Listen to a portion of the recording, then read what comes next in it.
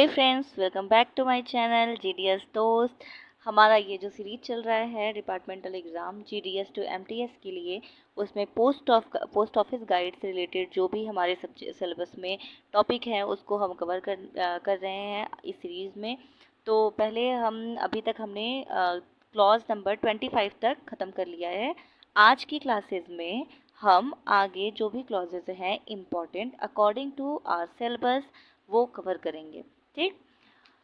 और आप मेरे इस चैनल पे लगातार जुड़े रहिए और मेरे द्वारा दी हुई जानकारी आप अपने एक ईयरफोन लगा के सुनते रहिएगा और उसके बाद एक पेन और कॉपी लेके उसको राइट डाउन करते रहिए और डेली का डेली रिवीजन करते रहिए। तो एग्ज़ाम आने तक आपको सारी क्लासेस अच्छे से याद हो जाएंगी। ठीक है, तो अब हम अपनी क्लासेस स्टार्ट करने जा रहे हैं। Thank you.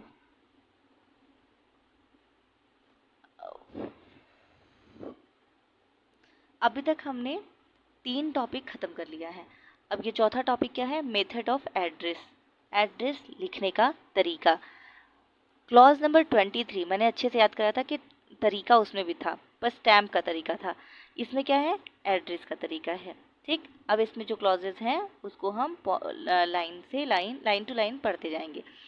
क्लॉज नंबर 25 में हमने यूज कर लिया था कि मिनिमम से मिनिमम स्टैम्प यूज करना चाहिए। क्लॉज नंबर 25 में हम ख़त्म कर चुके हैं।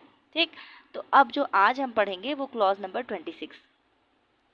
तो क्लॉज नंबर 26 में जो है particulars to be furnished, particulars to be furnished मतलब जो विशेष विशेष चीज़ हैं जो आपको क्या कोई भी चीज़ें कोई भी आर्टिकल पोस्ट करते वक्त जो पर्टिकुलर्स जो चीज़ें फॉलो करनी चाहिए उसके बारे में है। तो पहला क्या है आपका? सबसे पहले ये है कि आपको करेक्ट मैनर में एड्रेस लिखना है। जो भी जिसको आप सेंड करते हैं, जहाँ आप भेजना चाहते हैं वहाँ का एड्रेस सही तरीके से आपके आर्टिकल पे लिखा होना चाहिए, आपके लिफाफे पे लिखा होना चाहिए। ठीक। और कैसे लिखा होना चाहिए? तो जो लेंथ होगा कवर का लेंथ, कवर के लेंथ के पैरेलल लिखा होना चाहिए, कवर के लेंथ के पैरेलल लिखा होना चाहिए। ठीक है। और कहाँ लिखा होना चाहिए? क्वेश्चन पूछता है कि कहाँ लिखा होना चाहिए। तो ये कहाँ होना चाहिए कि lower side, lower half and towards the right hand of front, front के दाहिने साइड में, फ्रंट के दाहिने साइड में नीचे की तरफ आपको लिखना है, लोअर हाफ में towards the right hand side of front. और ऊपर से आपको 3 सेंटीमीटर की जगह को छोड़ देना है, ऊपर से 3 सेंटीमीटर की जगह को छोड़ देना है पूरा अच्छे से मार्जिन देके। किस चीज़ के लिए? स्टैम्प्स चिपकाने के लिए, लेबल्स चिपकाने के लिए या पोस्ट मार्क्स लगाने के लिए। तो हम एड्रेस का जो तरीका है वो ये है कि आपको सही एड्रेस पहली बात तो लिखना है एकदम अच्छे तरीके से, क्लियर। और आपको जो भी एड्रेस लिखना है वो कवर के लंबाई के समानांतर लिखना है। और कहाँ लिखना है? फ्रंट साइड के नीचे के आधे पार्ट में राइट हैंड साइड की तरफ लिखना है। ऊपर से 3 सेंटीमीटर का ऊपर से 3 सेंटीमीटर का जो मार्जिन है वो छोड़ देना है स्टैम्प्स, लेबल्स और पोस्ट मार्क्स को अप्लाई करने के लिए। ठीक। अब हम देखेंगे कि अगर जो आर्टिकल है उसे पोस्ट करना है टाउन एरिया में, टाउन एरिया में पोस्ट करना है तो कैसे लिखे होने चाहिए? ब्लॉक लेटर्स में लिखे होने चाहिए। कैसे होने चाहिए? ब्लॉक लेटर्स में लिखे होने चाहिए।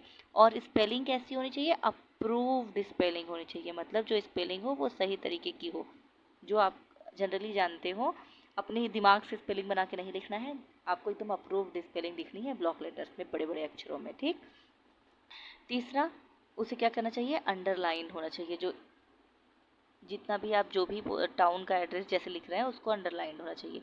और उसके नीचे आपको पिन कोड लिखा होना चाहिए। पिन कोड क्या होता है? उससे फैसिलिटेट हो जाता है कि पहुंचाना किस एरिया में है। अगर आप एड्रेस में कोई गलती करते हैं, थोड़ा बहुत एक जैसा 2 जगह का अगर नाम है तो आपको पिन कोड क्या करता है? बहुत मदद करता है। इसलिए पिन कोड आर्टिकल पे ज़रूर लिखना चाहिए। ठीक।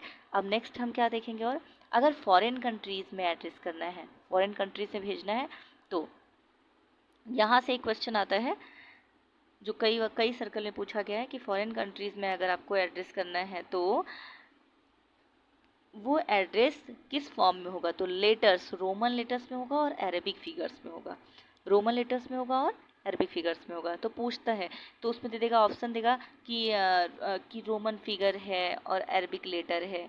तो आपको याद होना चाहिए कि नहीं, ये नहीं है, रोमन लेटर होगा, रोमन लेटर है और अरेबिक फिगर्स होगा, ठीक है। तो फॉरेन कंट्रीज़ में अगर आर्टिकल को आपको भेजना है तो एड्रेस आपको कैसा होना चाहिए, रोमन लेटर और अरेबिक फिगर में।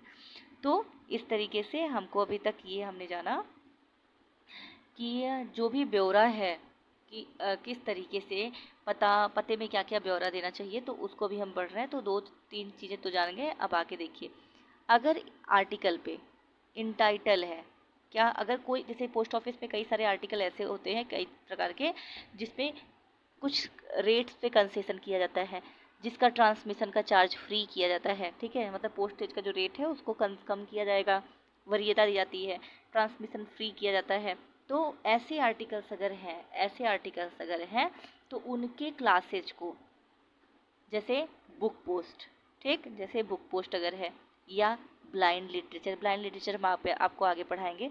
तो बुक पोस्ट है, ब्लाइंड लिटरेचर है, ये सारी चीज़ें आपको कहाँ लिखनी है, on the top of address side, on the top of address side. इसको ज़रूर नोट कर देना है, तभी आपको कंसेशनल रेट्स का फ़ायदा मिलेगा, या फिर ट्रांसमिशन फ्री जो चार्ज होगा वो तभी आपका अप्लाई होगा उस पर। अगर आर्टिकल्स कंसेशनल रेट, एक बार और सुनिए, अगर आर्टिकल कंसेशनल रेट या ट्रांसमिशन फ्री के अंतर्गत आते हैं तो ऐसे आर्टिकल्स को, जो भी उनकी क्लासेज होंगी, उनके टॉप एड्रेस के टॉप साइड पे लिख देना होगा कि ये आर्टिकल इस तरीके का इंटाइटल्ड है, ठीक है। तो अब आपका आगे लेटर अगर लेटर है तो उसको, अगर बल्कि लेटर पैकेट से, बड़े बड़े लेटर पैकेट है, तो वहाँ पे इंडिकेट कर दीजिए कि ये लेटर है। ऊपर इंडिकेशन किस तरीके का लगा दीजिए कि लेटर है, नहीं तो बल्कि लेटर पैकेट्स को देख के कुछ और भी अज्यूम किया जा सकता है। तो लेटर, इसको क्लैरिफिकेशन करने के लिए कि लेटर है, उस पर ये इंडिकेशन आप क्या करिए, लगा दीजिए, ठीक। तो अब इसके बाद हमारा 26 में जो था, 25 में हमने क्या पढ़ा था कि कम से कम स्टैम्प यूज करना चाहिए। 26 में हमने पढ़ा कि पते में क्या क्या ब्यौरे देने चाहिए, क्या क्या बतानी चाहिए, क्या क्या चीज़ें देनी चाहिए, तो उसको हमने जाना। अब आएंगे हम लोग क्लॉज नंबर 27 पे। क्लॉज नंबर 27, ये आपका, इसकी हेडिंग इंपॉर्टेंट है। क्लॉज 27 में है क्या, क्लॉज 27 में है कि अगर जो डिफेंस सर्विसेज करते हैं, डिफेंस सर्विस में जो एम्प्लॉयड है ना, या जो आर्मी में, एयरफोर्स में ये लोग हैं, उनको जो मेल्स भेजा जाएगा वो कैसे भेजा जाएगा, तो उन पे क्या क्या ब्यौरा दिया जाएगा उसको पहले समझेंगे।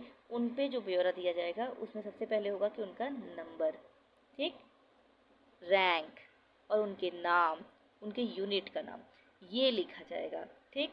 उसके बाद कह रहे हैं कि एड्रेस कहाँ करेंगे, उनको एड्रेस करेंगे एक 56 APO, पहले वीडियो में भी मैंने बताया था, दूसरा 99 APO। 56 APO कहाँ है आपका, न्यू दिल्ली में है, ठीक। 99 APO कहाँ है, कोलकाता में है। तो ये भी याद रखिएगा कि कौन सा APO कहाँ है, उनको यहीं का एड्रेस किया जाएगा, क्योंकि और पोस्ट टाउन का कोई भी नाम लिखा नहीं जाएगा, क्योंकि वो कहाँ रहते हैं, कैंटोनमेंट में रहते हैं। तो पोस्ट टाउन का कोई भी नाम वहाँ पे स्पेसिफाई नहीं किया जाएगा, ठीक। तो ये आपका पोस्ट टाउन कैंसिल। उसके बाद 27 में यही है आपका 27 क्लॉज। 27 क्लॉज में ये आपको पता चल गया कि डिफेंस से रिलेटेड, एयर फोर्स, आर्मी से रिलेटेड अगर कोई सर्विस में है आदमी, तो उसको अगर मेल करना है तो किस तरीके से करना होगा वो आप जानते रहिए, ठीक।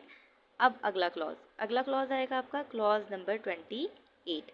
क्लॉज नंबर 28 क्या है, मेल अगर आपको किसी नेवी पर्सनल्स को भेजना है जो INS पे सर्विंग कर रहा है, INS शिप पे इस टाइम क्या कर रहा है, सर्विंग है, सर्विस पे कार्य कर, मतलब वहाँ सेवा दे रहा है, तो वहाँ पे कौन कौन से पर्टिकुलर्स लिखने होंगे, जैसे, तो वहाँ पे आपका कौन कौन सा पर्टिकुलर्स लिखना है,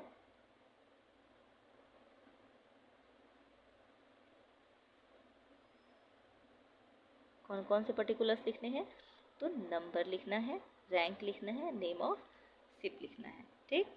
और एड्रेस किसको करना है, अभी तक तो हमने देखा कि आर्मी में अगर एड्रेस करना है तो आप कहाँ किए, 56 APO और 99 APO में।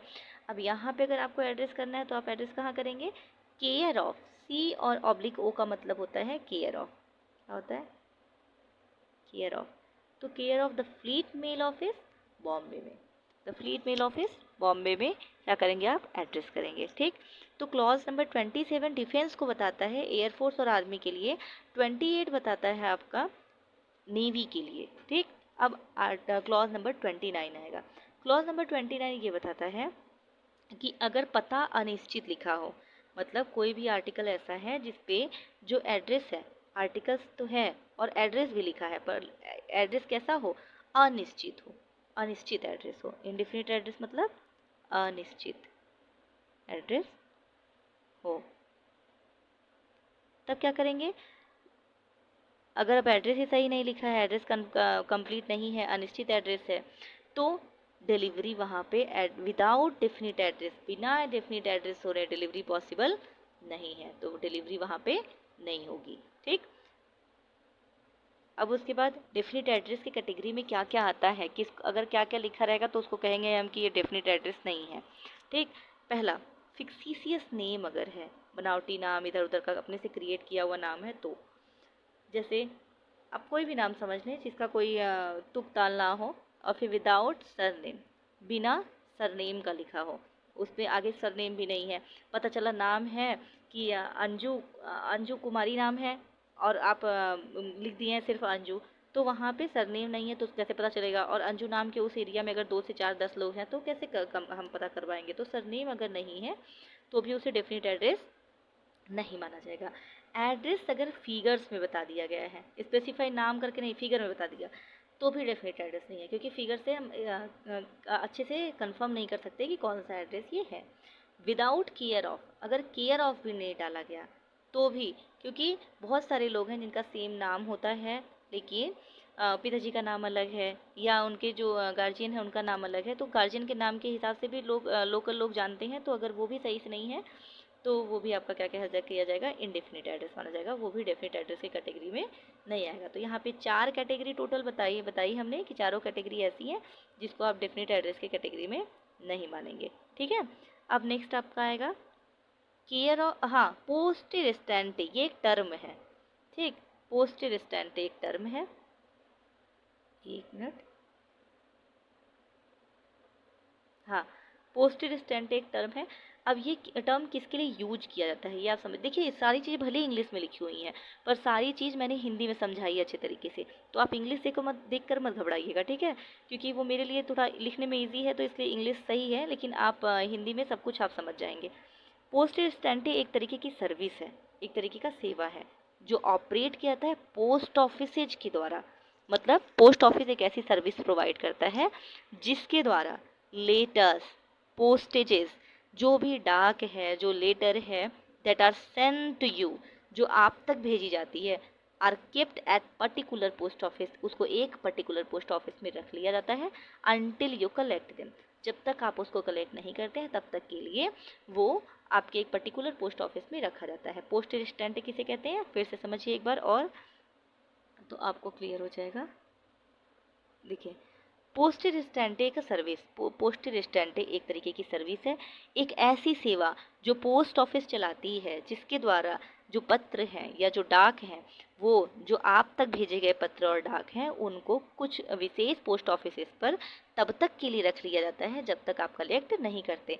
तो उसको किस किस तरीके का माना जाता है, उनको माना जाता है कि वो केयर ऑफ पोस्ट मास्टर है, पोस्ट मास्टर के केयर में अभी रखा हुआ है। ठीक है, तो ये आपका पोस्टेज स्टैंप है। ये टर्म बहुत सारे लोग पढ़ लेते हैं पर उसका मतलब नहीं पता होता है, तो आप ये जानते रहिए कि इसका मतलब यही है। ठीक, अब हम आएंगे क्लॉज नंबर 30। क्लॉज नंबर 30 क्या है? क्लॉज नंबर 30 आपका बताता है कि एडिशन ऑफ सेंडर्स एड्रेस, मतलब आपको प्रेषक का भी पता लिखना, जहाँ जाना है वहाँ का तो पता लिख लिए, चलिए ठीक है, वो तो बहुत ही ज़रूरी है, पर जहाँ जो भेज रहा है उसका भी एड्रेस डाक पे होना बहुत ज़रूरी है। तो क्लॉज 30 आपको क्या कहता है? Addition of sender's address. ठीक, सेंडर का एड्रेस कहाँ लिखना है ये पता करिए, कहाँ लिखना है? Bottom lower left hand corner, left hand का जो कॉर्नर होगा, मतलब बाईं साइड में जो कोना होगा उस कोने के नीचे साइड पे आपका ये एड्रेस लिखा होना चाहिए, इसका सेंडर का एड्रेस। सेंडर के एड्रेस में आपको क्या लिखना है? नेम और एड्रेस लिखना है, पिन लिखना है, ताकि, अच्छा फ़ायदा क्या है उसका? फ़ायदा ये है, ये फ़ायदा इसका ये बेनिफिट है कि अगर आपका उसको वहाँ तक अगर मान लीजिए वो नहीं पहुँच पाता, मान लीजिए नहीं पहुँच पाता, तो आपको दिमाग में ये रखना है कि वापस लौटेगा तो कहाँ लौटेगा, ठीक। क्योंकि बहुत सारे आर्टिकल्स ऐसे हैं जो आरएलओ पे बाद में हटा दिए जाते हैं, उनको डिस्ट्रॉय करना पड़ता है क्योंकि उस पर प्रॉपर सेंडर्स का एड्रेस नहीं लिखा होता है। तो इसीलिए आपको पता होना चाहिए कि सेंडर का एड्रेस भी लिखना उतना ही ज़रूरी है जितना कि आप एड्रेसी का एड्रेस लिखे हुए हैं जहाँ वो मिलने वाला है। अगर फ़ोटो आप भेज रहे हैं तो समझिए, अगर ये फ़ोटो अगर सेंड किया जाता है तो नेम और address behind the photo of sender, तो सेंडर के फ़ोटो के पीछे नेम और एड्रेस भी लिखा होना चाहिए, ठीक। तो आपको अभी तक जो बताया गया क्लॉज 30 आपको ये बताया कि सेंडर का नाम भी आपको किस तरीके से एड्रेस करना है। ये जितना भी मैं अभी तक आपको बता रही हूँ एड्रेस लिखने का ही तरीका है कि क्या क्या आपको लिखना चाहिए जिसकी वजह से सूटेबल हो जाए आर्टिकल पहुँचने में, देने आपको आपकी आर्टिकल भी सुरक्षित पहुँच पाए और पोस्टल सर्विस को उसमें डिस्टर्बेंस भी ना हो। Next clause 31। क्लॉज 31 क्या बताता है कि विदेशों में संवाददाताओं के पते की सूचना, विदेशों में, एक मिनट रुकिए, अब्रॉड में, ठीक है, जो भी संवाददाताओं को विदेशों में पते की सूचना किस तरीके से करेंगे, तो वहाँ पे पता, क्योंकि हम अपने स्टेट के थ्रू करेंगे, ठीक। हम इंडिया में तो आ रहा है पर किस स्टेट में, तो स्टेट का नाम लिखना वहाँ बहुत ज़रूरी है। तो क्लॉज 26 से क्लॉज 31 तक मेथड ऑफ एड्रेस मैंने आपको समझाया। 26 से 31 तक क्लॉजेस अभी हम ख़त्म कर चुके। हमने क्लॉज 1 से लेके अब तक, क्लॉज 1 से लेके हम 31 तक अभी तक के सारे इंपॉर्टेंट क्लॉजेस मैं ख़त्म कर चुकी हूँ, ठीक। आपको पूरा पोस्ट ऑफिस गाइड का क्लॉजेस पढ़ने की कोई ज़रूरत नहीं है। 31 तक हमने पढ़ लिया। अब अगला हमारा जो टॉपिक आएगा वो पोस्ट बॉक्स और पोस्ट बैग का आएगा, क्योंकि हमारे जीडीएस टू एमटीएस सिलेबस के लिए जितना ज़रूरी है मैं सिर्फ उतना ही बताऊंगी आपको, ठीक है। तो अब नेक्स्ट आपका है, एक मिनट, नेक्स्ट टॉपिक है, अब हम 7वें टॉपिक पे आ गए। 7वां टॉपिक आपका क्या है कि post box and post bag, ठीक। पोस्ट बॉक्स और पोस्ट बैग के बारे में विवरण।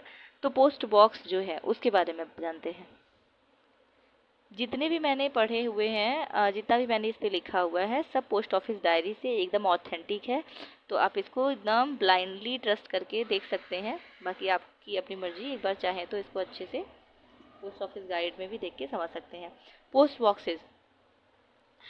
बॉक्सेस अवेलेबल होता है, कुछ जगह पे मैंने शॉर्ट फॉर्म यूज कर दिया है, पर इसका मैं आपको अच्छे से डिस्क्राइब कर दी हूँ कि इसका मतलब क्या है।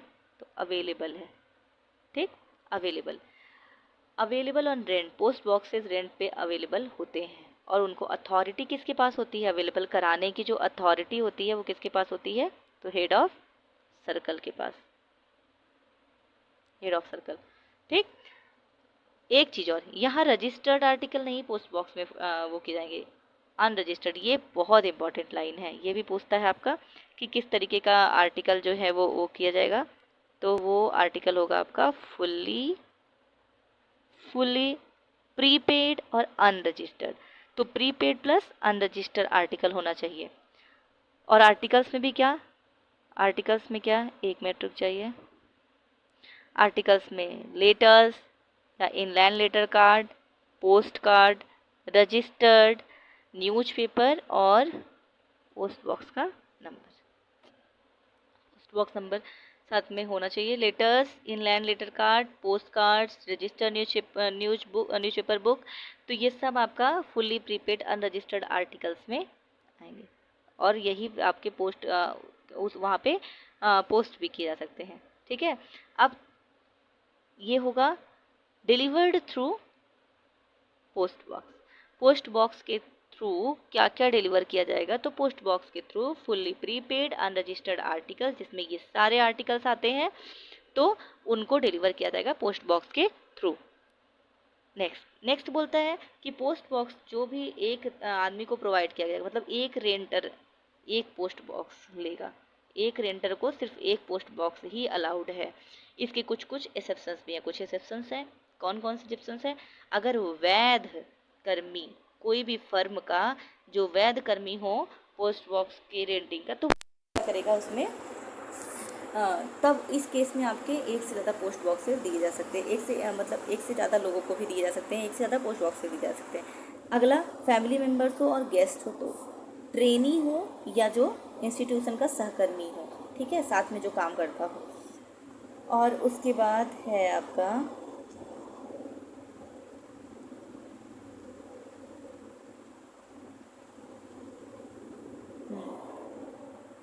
कैजुअल विजिटर्स और कॉमर्शियल रिप्रेजेंटेटिव, जो भी वाणिज्यिक प्रतिनिधि जो हैं वो हैं। तो 4 एक्सेप्शन इसमें क्या क्या है आपके, 4 एक्सेप्शन।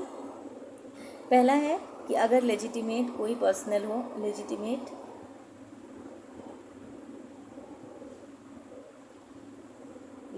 पर्सनल हो, फर्म का फैमिली मेम्बर्स हो या गेस्ट हो, ट्रेनी या इनमेट्स हो, कैजुअल विजिटर या कॉमर्शियल रिप्रेजेंटेटिव हो।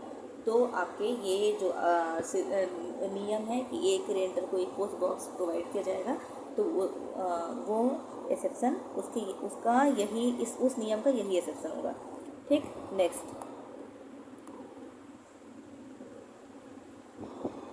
अगर पार्टनर्स हो,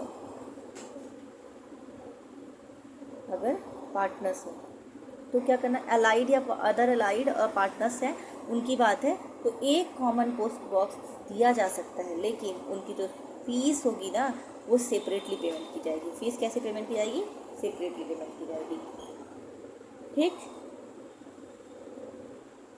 आगे क्या है, रजिस्टर्ड आर्टिकल्स, इंश्योर्ड आर्टिकल्स और VPP value payable articles, money order, ये जितनी भी चीज़ें हैं उनको कौन डिलीवर करेगा, तो registered article, insured article, VPP, money order, इन सब को कौन करेगा, आपके डिलीवर किसके थ्रू किया जाएगा, तो पोस्टमैन के थ्रू डिलीवर किया जाएगा, ठीक। इफ़ नो पोस्ट बॉक्स, अगर कोई भी पोस्ट बॉक्स नहीं है, अगर कोई भी पोस्ट बॉक्स नहीं है तो वो सेंडर को क्या कर दिया जाएगा, रिटर्न कर दिया जाएगा। In case of no post box, अगर नो पोस्ट बॉक्स है तो सेंडर को क्या कर दिया जाएगा, रिटर्न कर दिया जाएगा, ठीक। नेक्स्ट आपका है हु डिजायर्स, जिसकी भी इच्छा हो कि उसको रेंट पे चाहिए, मतलब post box, who desires,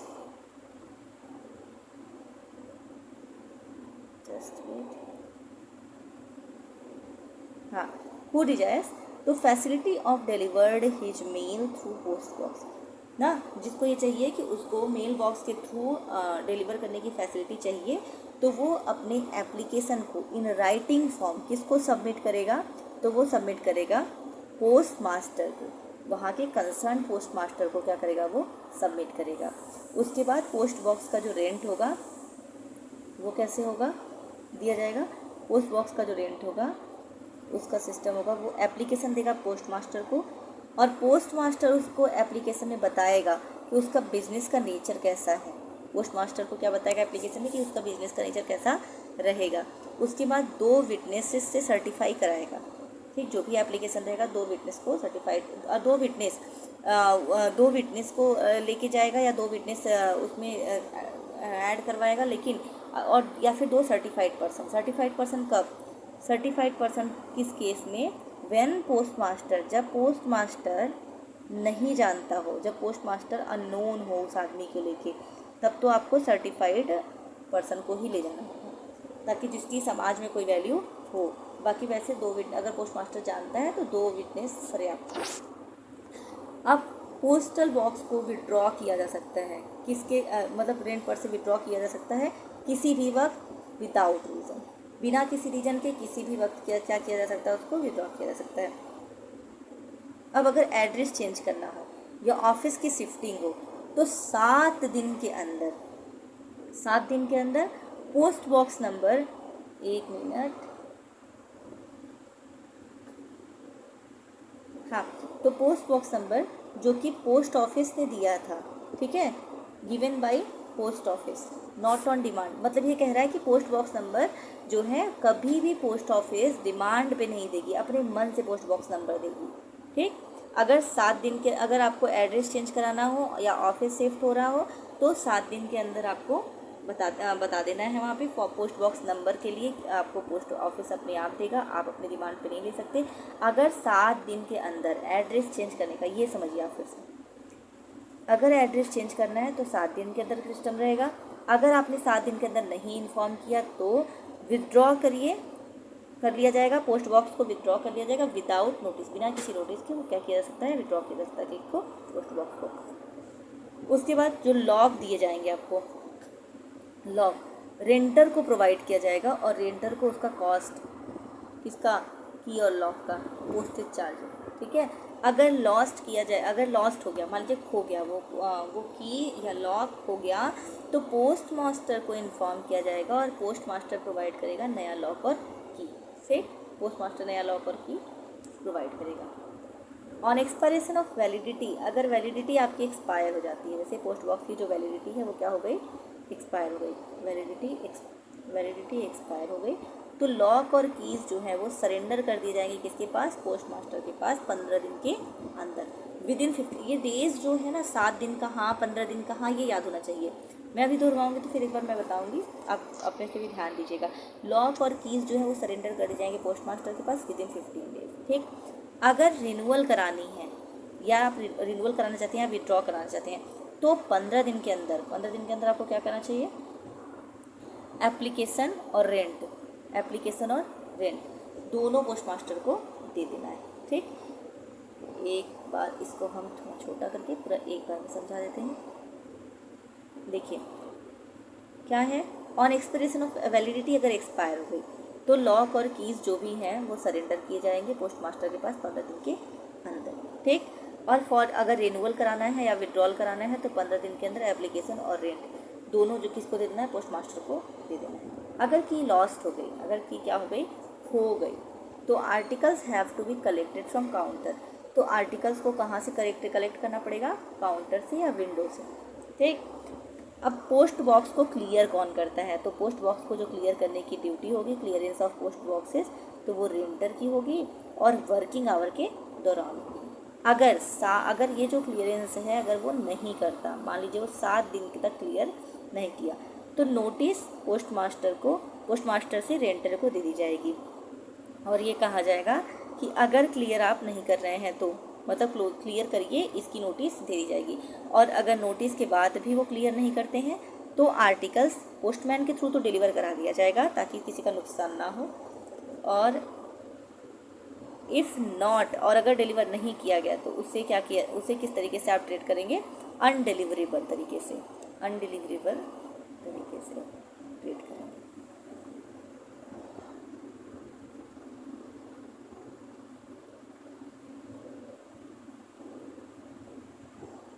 undeliverable तरीके से ट्रीट करेंगे, ठीक है। तो इस तरीके से अब एक बार पोस्ट बॉक्स को हम लास्ट में दोहरा लेते हैं कि पोस्ट बॉक्स जो है रेंट पे अवेलेबल होगा, हेड ऑफ सर्कल के पास अथॉरिटी होगी, फुल्ली प्रीपेड अनरजिस्टर्ड आर्टिकल ही पोस्ट डिलीवर किए जाएंगे पोस्ट बॉक्स के थ्रू, और एक रेंटर को एक पोस्ट बॉक्स ही ऑथराइज्ड होगा। उसके बाद उसके एक्सेप्शंस भी कुछ हैं, 4 एक्सेप्शंस मैंने आपको बताए। और अगर जो रजिस्टर्ड आर्टिकल्स हैं ये जितने भी हैं वो इंश्योर्ड आर्टिकल या वीपीपी मनी ऑर्डर, इन्हें पोस्टमैन के थ्रू डिलीवर कराया जाएगा। अगर कोई भी पोस्ट बॉक्स नहीं अवेलेबल है तो सेंडर को रिटर्न कर दिया जाएगा। अगर जो भी चाहते हैं कि उनको फैसिलिटी मिले कि वो पोस्ट बॉक्स के थ्रू डिलीवरी करा सके तो उनको सबमिट करना होगा एक एप्लीकेशन राइटिंग में पोस्ट मास्टर के पास। और पोस्ट बॉक्स रेंट जो होगा किस तरीके से किस तरीके से पोस्ट बॉक्स रेंट पे उनको मिलेगा, एप्लीकेशन पोस्ट मास्टर को देना पड़ेगा, अपने बिजनेस का नेचर बताना पड़ेगा, और 2 विटनेस या 2 सर्टिफाइड पर्सन से ऑथराइज कराना पड़ेगा, और करेक्ट और फुल एड्रेस प्रोवाइड कराना होगा। पोस्ट बॉक्स रेंट पर से कभी भी विथड्रॉ कराया जा सकता है और बिना किसी रीजन को बताए। एड्रेस एड्रेस चेंज करते हैं या ऑफिस शिफ्ट करते हैं तो 7 दिन के अंदर आपको बता देना है। अगर 7 दिन के अंदर आप नहीं बताते हैं तो विथड्रॉ किया जा सकता है बिना नोटिस दिए, ठीक। तो पोस्ट बॉक्स नंबर जो है कभी भी पोस्ट ऑफिस में अपने डिमांड पे नहीं मिलेगा, जब भी देगा तो पोस्ट ऑफिस देगा। लॉक करने का जो सिस्टम है उसका जो कॉस्ट होगा की का और लॉकर का, वो पोस्ट मास्टर अगर लॉस्ट हो जाता है तो वो प्रोवाइड करेंगे न्यू की और लॉक।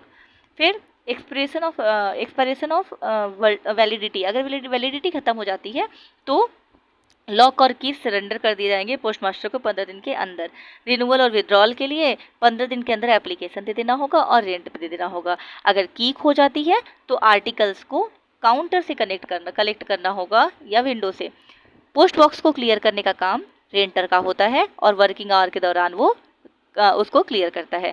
अगर 7 दिनों के अंदर वो क्लियर नहीं कर पाता तो पोस्ट मास्टर रेंटर को एक नोटिस देता है, और नोटिस के बाद भी अगर क्लियर नहीं होता तो आर्टिकल पोस्टमैन के थ्रू डिलीवर कराया जाता है, और अगर डिलीवर नहीं कराया जाता तो उनको अनडिलीवरेबल तरीके से ट्रीट कर लिया जाता है। ठीक है, तो इस तरीके से आज की क्लास में हमने क्लॉज नंबर 26 से लेकर के क्लॉज नंबर 31 तक कंटिन्यूअसली पढ़ा, बाकी पोस्ट बॉक्स को पढ़ा। तो आप मेरे साथ इस सीरीज में जुड़े रहिए और डेली का डेली रिवीजन करते रहिए, और मेरे वीडियो को लाइक एंड सब्सक्राइब करना बिल्कुल ना भूलिए। मस्त रहिए, व्यस्त रहिए, पढ़ते रहिए। Bye bye, thank you.